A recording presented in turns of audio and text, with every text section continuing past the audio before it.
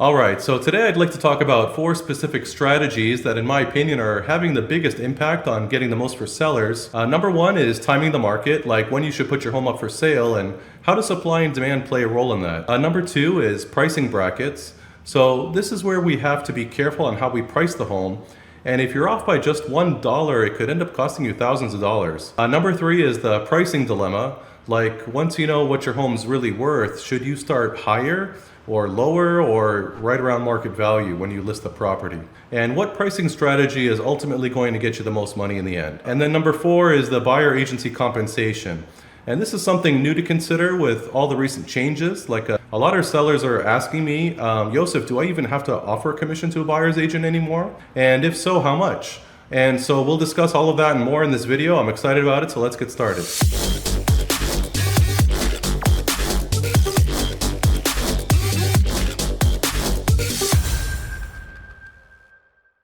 What's up guys? So this is part 4 of my top dollar selling strategies, and this video is going to be all about pricing.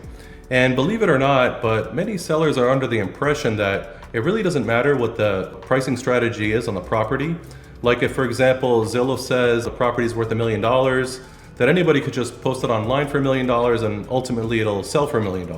But unfortunately, that's just not how things work. And if you don't believe me, check out condo sales. Like if you look at condos that aren't that old, where all the units basically have the same floor plan, and then you look at the recent sales, you'll see that some sold for much more versus others, even in the same time period, fluctuating by like 10%. And on $1 million, that's plus or minus 100,000 bucks, so it's not chump change. So what's really going on here? Is it the agent, or maybe the seller was desperate and sold it for less?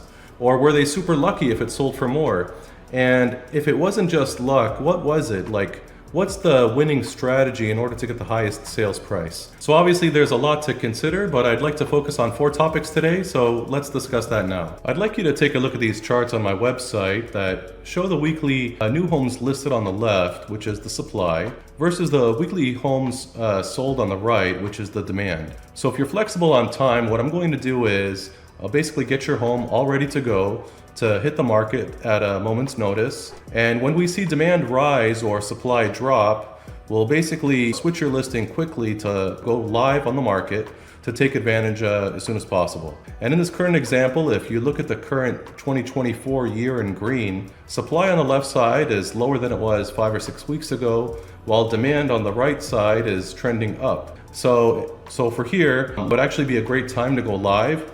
And regardless of what agent you decide to go with, I want you to know that make sure that you're working with someone who's watching the market very closely, both overall in the area or specifically the homes that would be competing with yours.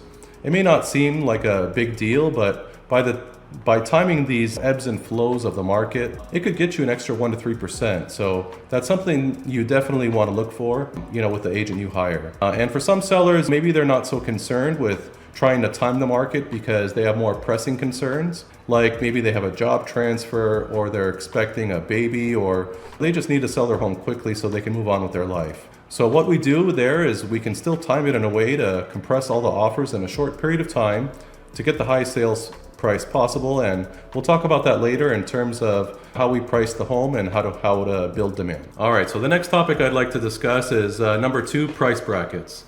So this is a strategy where people don't even really consider that pricing the home off by a single dollar can get you dramatically different results. And to explain this, I want you to pretend for a moment that we have a buyer that was pre-approved for a loan for say $1,180,000, because of course the bank never makes a round number when they pre-approve someone. But let's just say they're more comfortable paying under $1 million. And knowing the vast majority of buyers search for homes online, what price range do you think these buyers are actually going to search for? Would they search from like $822,000 to $999,000 and $999? Well, no, of course not. They're going to look like in the $800,000 to $1 million range. And maybe another buyer with a bigger budget that's looking at the same house would be looking more in the $1 million to $1.2 million range. But here's the crazy part, some agents recommend pricing the home at like $999,000. And by doing so, you just lost about half the buyers, because that buyer, for example, looking from 1 to 1.2 million is never even going to see that home because of its price off by $1. So for a home that's worth around $1 million, the best price to list it would be right on the money at $1 million to maximize the exposure. So how does this apply to your home? Well, when we meet, we'll go over what your home is worth, like if you watched my last video on how we calculate the fair market value of a property. So once we do that, we'll see what the best price bracket would be based on the pricing strategy you'd like to go with. So for example, you'll remember the home we calculated that was worth right around $1,239,000. Let's say the pricing strategy you wanted to use on that is, you want to list it right on the money, like right around fair market value. So what would be the best price bracket in order to generate the most showings? Because $1,239,000 isn't exactly a nice round number. So let's see what the data says. So if you look here in the second chart, we have $1,250,000 should generate 32 showings versus $1.2 million, which would only generate 23. So literally 2/3 the number of people. If yours is like right in between there, you'd be better off listing it at 1,250,000 versus 1.2. And rounding it up for a small amount like that is really pretty common, within 3%. But let's say that you wanted to be a little bit more aggressive, that you wanted to list it higher and come down, as needed if you don't get any offers. So for example, 1.3 would get 22 showings, whereas 1,350 would only get 10. So 1.3 would make the most sense in that situation, because you're getting twice as many showings and it's not as far away from the fair market value as 1,350. And if you wanted to go the other way, you wanted to start low, really force a bidding war, maybe even try to get over 1,250,000. So for example, you could list it at 1.2, which would be 23 showings, or 1.1 would actually generate more showings and more offers, being below the fair market value and it has 30 potential showings. And then you see $1 million would generate a lot of activity, 61 showings. But obviously you're the boss, you decide how you want to list the property. But right around fair market value, the best way to go would be at $1,250,000. So we talked about timing the market earlier in this video, as well as price brackets. Let's talk now about topic number 3, which is the pricing dilemma. So, continuing on with that, home that has a fair market value of $1,239,000, assuming that's the number that most buyers and appraisers are going to feel your home is worth, what should you actually list it for? So basically there's really only 3 pricing strategies you can pick from, and let's look at that example a little bit more detail. I'll pull up my spreadsheet again. The first option you can basically do is, you can start higher. With the thinking here is that, you're going to leave room to negotiate and come down as necessary. And the only thing to consider is you may get fewer showings, and buyers are likely to walk into your property a little bit nervous, not sure, why it's priced higher than comparable homes that they're seeing. So they may end up waiting for a price reduction, or, as time goes on and it sits on the market, they may simply, submit a lowball offer. So that's something to consider. So for example, if you look down here, this is the average time to sell currently for a property like this is at 32 days. So a price adjustment would be needed in about half that time if we get no offers. So the first price adjustment would be 16 days. The second price adjustment would be 32 days. The third one would be 62, and then 92 days. So that's an option if you wish to go that route. So for example, the house that has the fair market value of $1,239,000, you could list it at 1.3 using this pricing strategy, and that's 4.9%. So it's possible. It's not super likely, but there's a chance. So you could always try that.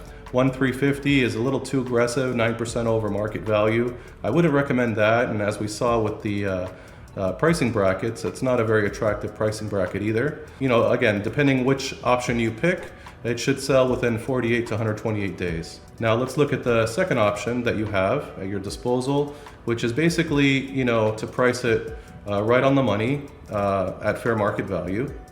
So we price it, so fair market value being $1,239,000, the closest price bracket is $1,250,000. That's only 0.9% over fair market value, so it's very reasonably priced. And it should sell in 32 to 48 days. And it may need a price adjustment after 16 days, but because we're not being super aggressive here, most likely it's going to sell within the 32 days or less. And then the third option that you have at your disposal is you can basically, come in and list it at a lower price. The reason why you'd want to do that, I know kind of sounds crazy, but you're going to basically create a bidding war here and really kind of push the envelope and get the highest price that the market is willing to pay. So buyers are going to come in, they're going to be super excited about your home and its high perceived value, and they're going to submit aggressive offers in order to win the bidding war. And so, for example, how does that play out here? So you could list it at $1.2 million, which is slightly below fair market value. There should be a high probability of a bidding war. It may only get like 2 to 5 offers, but it should generate multiple bids. You could drop it down a little bit more aggressively, and that's going to induce a much stronger bidding war. And this wasn't a super popular option for most sellers because most choose to list it right on the money, at market value.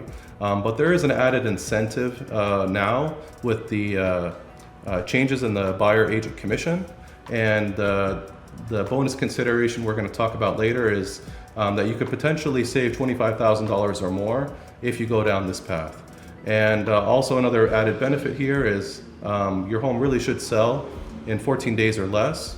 But like I said, you're the boss and you decide what pricing strategy you wish to go with, and I'm going to support you 100%. But no matter which one you pick, you're going to get my 28-day guarantee. You choose the pricing strategy, I'll support you, and if I fail to sell it in 28 days, regardless of how long our contract period is, whether it's 90 days or 6 months or etc., if I fail to sell it, our contract will be void and you'll owe me nothing for any of the services that I provided for you.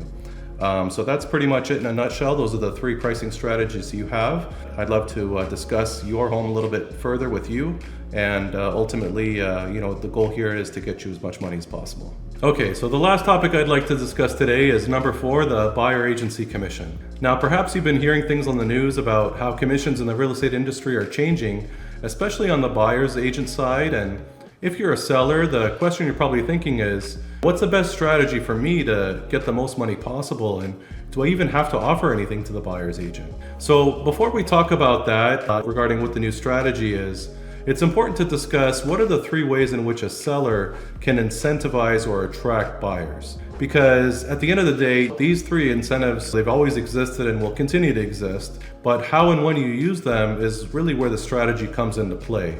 And I like to think of these 3 incentives as carrots that we can use to attract the buyer. So the first one is the most obvious, which is to offer a competitive price. Because let's face it, if your home is let's say it's worth $1 million, and you put it on the market for $2 million, is it going to sell? No. So offering a competitive price is the first obvious carrot that a seller can offer in order to attract the most buyers. The second one is buyer concessions. And this is used a lot, especially in new construction when they don't want to drop the price.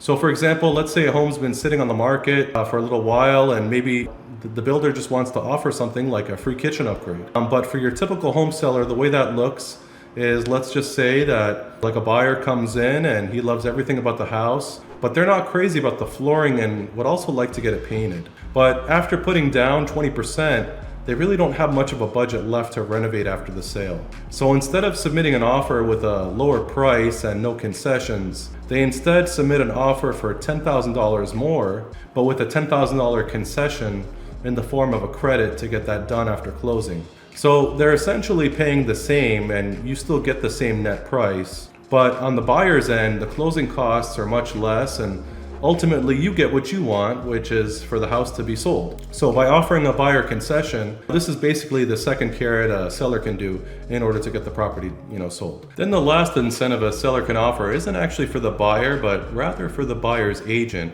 which is to offer them a commission to bring in the buyer. And there are a lot of things a good buyer's agent still does for their clients, and I imagine moving forward, hiring one will become even more important than ever. But I'll be honest with you, finding a home these days is typically done more by the buyer themselves rather than the agent.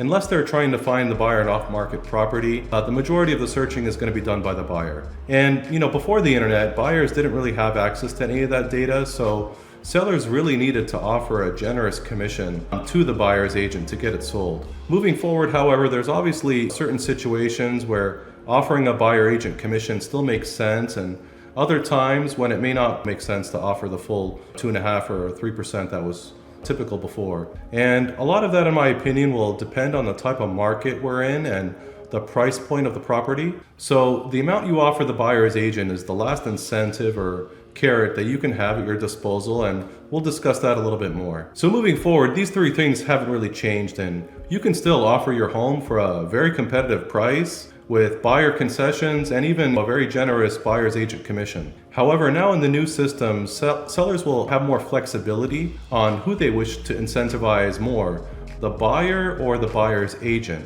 Now, I'm sure you're thinking to yourself, awesome, I don't have to pay anything to the buyer's agent anymore. And while that's technically true, I want you to consider this. So while the new rules seem like they're great for sellers, it's going to add extra challenges for buyers.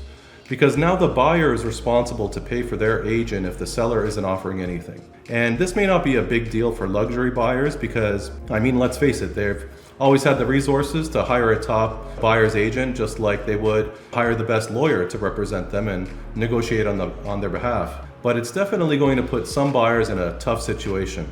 For example, let's consider first-time home buyers. So as a seller, why should you be concerned with this new added cost to buyers? Well, even if it doesn't affect you directly, it's going to affect you indirectly. And to paint a picture with how that plays out, I want you to take off your seller's hat for the time being and put your buyer's hat on, and imagine for a moment that you're a first-time home buyer all over again, and it's now basically your responsibility to make up the difference with what your agent charges and what the seller is providing. And let's say that you've worked really hard to save up 20% to put down on your new dream home, and there are 10 homes currently for sale that fit your criteria, and 8 of them are offering some sort of concession to either the buyer or the buyer's agent. However, 2 of them were simply offering nothing. Now, honestly speaking, if you were the buyer, which of those 10 homes would you even look at? Yeah, you'd probably be giving a lot more consideration to those 8 homes that are offering something to the buyer or buyer's agent. And you may not even consider the other 2 unless they were offering considerable value. So let's face it, for a first-time home buyer with a limited budget, never having purchased a home before, and being very nervous about the whole process, going unrepresented really isn't an option. Now let's put your seller's hat back on, and I want you to also consider this. Under the new system, buyers can't even look at a property unless they have a signed agreement with a buyer's agent. So moving forward, the most serious buyers are much more likely to be contractually obligated to pay a buyer agent they're already working with. So there's going to be a lot less uncommitted buyers out there. And the best ones, meaning the ones that have cash in the bank and they're pre-approved and ready to go, they're going to be working with a buyer's agent much more moving forward versus casual buyers just walking in out of curiosity. So if you're the seller and you're just wanting to offer nothing, you may be excluding a large group of the most serious buyers who are ready to buy today. So that's something you want to consider. So going back to the carrot analogy, where you choose to offer value to draw in the most buyers is totally up to you. So in order to consider the best strategy moving forward, let's look back to some different markets in the past. All right, so let's reflect about how the market was in 2021. So right after the pandemic started, people obviously, they wanted to work at home more, they were leaving the big cities, and basically quality of life became top of mind, especially during the lockdowns, and everybody wanted to move. So interest rates were at 2 to 3%, and as a result, the real estate market was really on fire. So how did sellers position their homes back then? Well, I want you to just kind of look at this little schematic I made. So basically, you had sellers offering their homes for right around market value, which still generated multiple offers. They were offering little to no incentives to buyers unless the home needed repairs, and they offered a large buyer's agent commission because they felt obligated to, since all the other sellers were pretty much doing the same thing and everything was selling. So that obviously frustrated the sellers because they felt like they were paying too much to the buyer's agent, and ultimately that's what led to the lawsuits and to the changes that are now in place. Now in 2010, of course, the market was very different. It was after the housing market crash where prices were just dropping for years. So in 2010, you could barely give away your home, let alone sell it, because everyone just felt that prices would just keep dropping. And, with much stricter lending standards now in place, buyers were hard to come by. And in order to get a home sold back then, sellers had to offer a strategy more like this. So they'd offer the home for a very competitive price, lots of buyer concessions to help with closing costs, and they would pay a buyer's agent anything, 3, 4, 5%, or whatever it took to get the home sold. So basically, if you wanted to sell your home back then, you had to fully utilize every single incentive possible. So what's the new strategy moving forward? Well, you definitely have to consider the type of market we're in, but assuming we're in a balanced market, here's the big question you'll want to ask yourself. Are you looking to sell in a more traditional way where you list the home right around fair market value, or maybe try to list it a little bit higher? And as a result, you're going to need to pay more in commissions or concessions to get it sold. Is that an option? Or are you more open to a new way of selling with less commission, where you sell your home more like an auction that forces buyers to compete and drives multiple bids and ultimately gets you the highest net price in your pocket? Because let's be honest here, if you think it's possible to list your home for a really high price, like way over market value, and you're not going to offer anything to the buyer in terms of concessions, and you're not even going to pay a buyer's agent anything to incentivize them to bring a buyer, well, that would just be a waste of your time, because there is no market, no matter how much it favors sellers, where that house is going to sell. So in other words, you have to offer something of value in some meaningful way, and it goes without saying, offering the home to a buyer for a competitive price is always going to be important no matter what type of market we're in.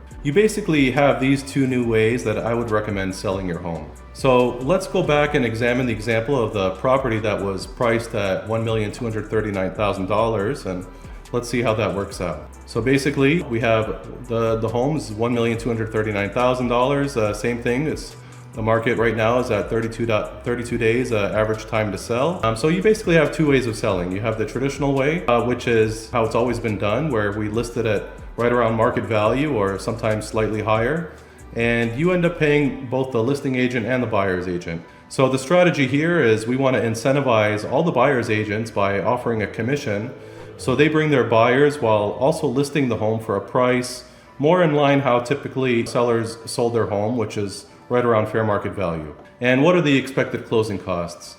Well, again, this is more in line with how homes have always been sold, with commissions right around 5 to 6%, and possibly some buyer concessions around 1 to 2%. Especially if we really only have one buyer to work with, we're kind of at their mercy, and they may ask for any kind of concessions that they want. So you can see here if we list it for a competitive price of $1,250,000, which is right around market value or slightly higher based on the price bracket we discussed, 1 to 2% would be the typical buyer concession, and the typical buyer's agent commission would be 2.5 to 3%. So assuming it does sell for $1,250,000 and we are paying 1.5% buyer concession, 2.5% to the buyer agent, so all the closing costs, including taxes, escrow, commissions, etc., would be $96,792, and the net result would be $1,153,000 and change net to you in this example. And the property should sell for right around 32 to 48 days. And why would you want to pick this option?